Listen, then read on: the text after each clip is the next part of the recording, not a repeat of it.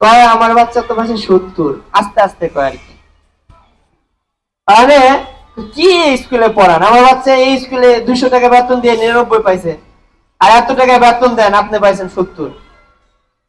এখন যত যাই বলেন, অন্যজনে যখন প্রশংসা করে খারাপটা ভালো হয়ে যায়, আর যখন অন্যজন একটু নেগেটিভ কমেন্টস করে আপনার ভালোটাও খারাপ হয়ে যাবে। তার অন্যতম একটা উদাহরণ আমি আমার বাস্তব লাইফ থেকে নেই, সব জায়গা থেকে। আমি শুধু যে শিক্ষক তা না, আমি একজন সোশ্যাল অ্যাক্টিভিস্ট, আমি একজন ট্রেনার, বিভিন্ন জায়গায় যাওয়ার সূত্রে কিছু জিনিস শিখি।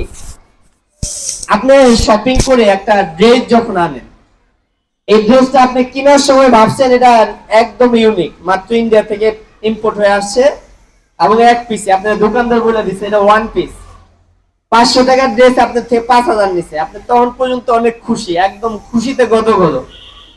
এখন বাসা আসার পরে আপনার বান্ধবী কোথাছে, আরে এই ড্রেস তো আমি আর 2 বছর আগে কিনছি।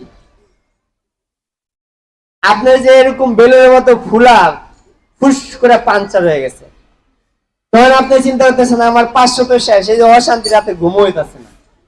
কিন্তু আসলে এই কথাটা হলো সে কিনছে গুলিস্তান থেকে, আর ওটা আসলে ইন্ডিয়ান, কিন্তু যে বলছে কথায় জয় কথায় ক্ষয়, যে এই কথাটা আপনাকে এমন ভাবে অ্যাটাক করছে, আপনার যে আনন্দ সব শেষ। তো আমরা আমাদের সন্তানদেরকে দেখবো, ইমপ্রুভমেন্ট দেখবো, আরেকজনের নাম্বার দিয়ে কখনো মিলাবো না।